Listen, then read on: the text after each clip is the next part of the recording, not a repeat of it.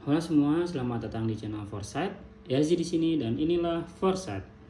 Oke, di sini gue akan masuk ke episode IPS, Ilmu, Politik dan Society. Di sini gue akan membahas tentang kegaduhan atau efek domino dari bukan terbit apa ya, terwujudnya desain arsitektur Masjid Al-Jabar oleh Kang Emil. Gue pernah nonton gue sebutin aja lah, gue pernah nonton salah satu channel di YouTube. Pembawa acaranya tuh inisialnya DS. Dia berkata gini, jadi yang gue sorot itu adalah kenapa membangun masjid gitu. Kenapa padahal agama banyak? Kenapa tidak membangun jalan? Kenapa tidak dana APBD itu tidak disalurkan ke nilai-nilai ekonomi? Di sini gue disclaimer dulu, gue tidak membela siapapun ya. Tidak membela siapapun, entah itu DS, entah itu Kang Emil, entah itu masjidnya, entah itu agamanya, entah apapun itu, gue tidak membela itu. Tapi di sini gue akan memberikan pandangan terkait Masjid Al-Jabar ini. Jadi gini, memang jelas lah di dalam undang-undang yang mungkin gue minim tentang pengetahuan itu dan tentang pengetahuan undang-undang perhukuman dan lain sebagainya, bahwa kemudian tertuanglah dana untuk pembangunan sarana dan prasarana ibadah, salah satunya masjid sebagai tempat ibadah umat Islam. Di sini gue tidak melihat tentang tempat ibadahnya, karena mungkin lebih sensitif dengan isu agama. Bukan tentang gue Islam, gue Muslim, gue tidak menasbihkan bahwa gue yang paling Islam, enggak. Ya gue cukup mengetahui tentang agama gue gitu di Islam, bahwa kemudian ya gue setuju dengan pembangunan masjid ini. Gini, terlepas masjid ini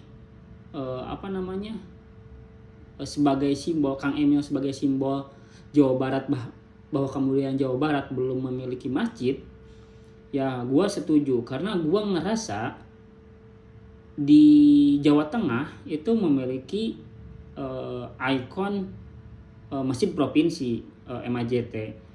Di Jawa Timur kalau nggak salah ya ada masjid pokoknya yang di Surabaya deh, gue lupa namanya. Masjid yang di Surabaya itu besar juga. Nah, yang gua ingin sampaikan, pesan yang ingin gua sampaikan adalah masjid ini bisa mempengaruhi semua aspek dalam kehidupan menurut sudut pandang gua. Entah itu politik, entah itu ekonomi, entah itu budaya, entah itu di dunia nasional maupun internasional. Kita langsung loncat aja ke dunia internasional. Ini desain menurut gua desain arsitektur yang paling keren. Masjid yang dengan desain arsitektur yang paling keren. Ini adalah legacy bagi seorang arsitektur. Di channelnya DS dia bilang suruh aja arsitektur lah. Kang Emil kan emang arsitektur, kenapa harus nyuruh arsitektur lain? Kang Emil arsitektur juga. Dia profesinya sebagai arsitektur. Sebelum jadi politisi, Kang Emil menjadi seorang arsitektur. Oh iya, gue nambahin sedikit tentang masjid kebanggaan provinsi. Ada juga desain Kang Emil di Masjid Agung Sumatera Barat yang ada di Padang. Itu keren juga, coy. Balik lagi tadi tentang dunia internasional, ini menurut gue karya yang sensasional dengan desain masjid yang menurut gue keren lah. Kedua, dunia nasional ini seolah-olah memperlihatkan eksistensi dan kinerja Kang Emil, bahwa dana yang ada APBD itu menghasilkan wujud gitu, ada wujudnya nih dari ini, jadi ini. Bahwa kemudian yang gua sorot bukan tentang penyalahgunaan atau salah dana APBD itu harus dipakai yang umum, enggak. Tapi pernah ada pemimpin yang kita nggak tahu dananya kemana. Nah itu yang gua sorot. Kang Emil memberikan wujud pasti ini loh hasil karya pemerintahan beliau. Bahwa kemudian mengatakan di di acaranya DS ini membangun jalan, transportasi, perekonomian lain. Ingat, masjid ini bisa mendatangkan banyak orang di ruang lingkup masjid ini. Di sana datang ada UMKM, ada pedagang, ada pedagang UMKM lah, banyak lah, menghasilkan roda perekonomian loh. Dengan ya macet hiruk pikuk itu wajar lah ya, tapi benar-benar bisa loh menjadi magnet tersendiri. Orang-orang berbondong-bondong datang untuk entah itu bersuap foto, entah itu beribadah, apapun itu, dan dia pasti jajan. Jajan ini menghasilkan transaksi dong, menghasilkan jual beli, mendongkrak perekonomian. Nah maksud gua pengen menjawab itu. Katanya tidak menggerakkan perekonomian. Nah ini menggerakkan perekonomian, menjadi berputar lagi, menjadi orang-orang datang berbondong-bondong ke sana. Bahwa kemudian menghasilkan sampah ya nggak apa-apa gitu loh. Maksud gua menghasilkan sampah itu tidak ada salahnya. Yang salah itu membuang sampah sembarangan. Bahwa kemudian kebersihan adalah tanggung jawab bersama, iya. Ya betul juga, kebersihan bisa tanggung jawab bersama. Ya cuma di sini gue yang tidak setuju adalah kebiasaan yang membuang sampah sembarangan itu.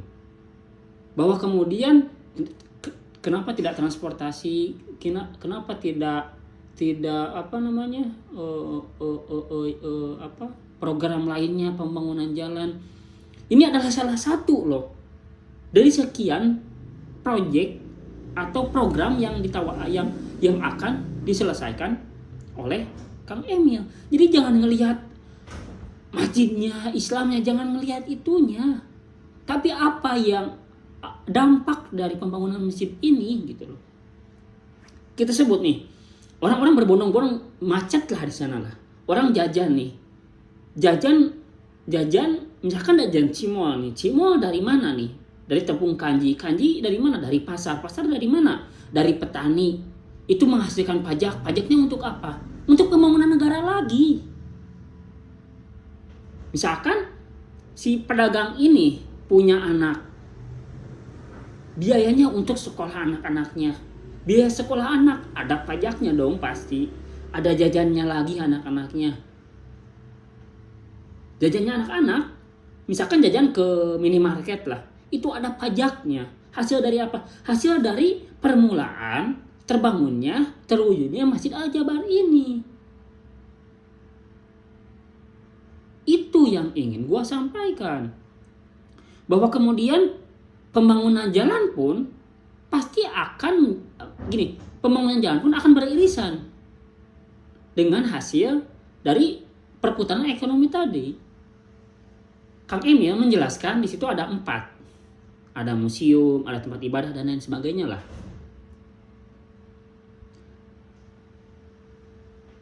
Sehingga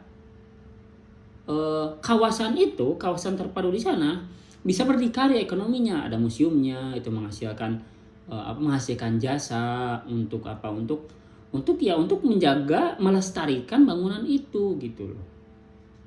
Di samping itu, pembangunan ini akan menjadi salah satu potret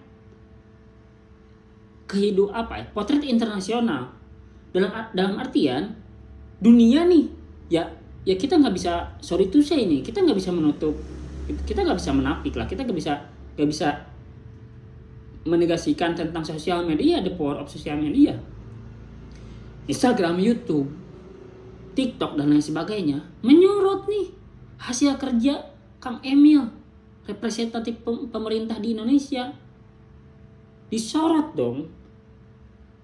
Tidak menutup kemungkinan nanti akan bisa mendapatkan penghargaan dari karya ini. Itu yang gua maksud, itu pesan yang ingin gua sampaikan. Terlepas banyaknya masjid, terlepas tidak apa kurang banyak masjid, yang menurut gua banyak sedikit itu tidak mesti dikatakan pada waktu ini gitu loh. Itu kan sustain ya, berkelanjutan. Ingat, pertambahan populasi jumlah penduduk di Indonesia selalu meningkat loh. Dari sumber yang gua baca sebelumnya. Otomatis kemungkinan besar penghuni yang datang ke Masjid Al-Jabar ini bisa lebih banyak. Itu maksudnya.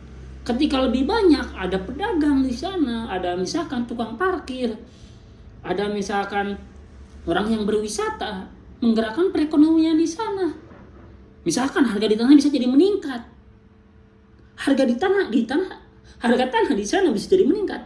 Bisa menjadi pajak yang lebih gede loh. Ketika izin mendirikan bangunan, ketika di sana mungkin ada minimarket, ketika di sana menjadi kawasan yang memang memiliki masa depan. Dan itu yang mungkin tidak lihat atau minim dilihat oleh orang lain. Dan Kang Emil menjawab dengan sebuah karya ini. So, gue ngerasa ini adalah breakthrough bagi Kang Emil untuk memperlihatkan kepada dunia, kepada semesta, bahwa di Indonesia dengan negara kepulauan, dengan keberagaman yang begitu banyak, bisa menghasilkan karya yang sensasional. Itu aja video gue tentang episode ilmu politik dan society. Like jika Anda suka, dislike jika Anda tidak suka. Temukan keseruanmu di kolom komentar. Jangan lupa subscribe. Sampai ketemu di playlist selanjutnya. Yazid di sini dan inilah Forset. Dadah.